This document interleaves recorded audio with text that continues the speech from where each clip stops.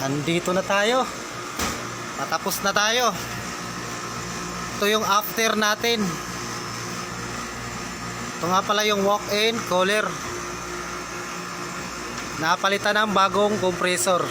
Pinapalitan ko ng bagong compressor kasi nasira na yung dati. So siyempre kung magpalit tayo ng compressor, palit rin ng bagong filter dryer. At saka yung capillary tube. Kaso lang wala akong pamalit sa capillary tube. Pinaplasing ko na lang yun individual, isa-isa yung capillary tube.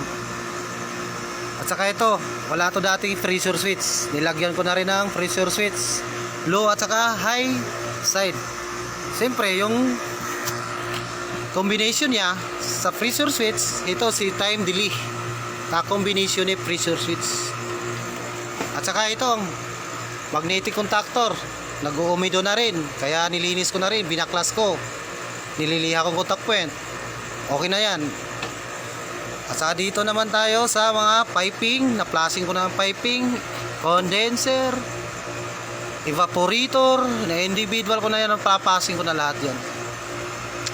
Okay, that's all. Thank you. Sana all.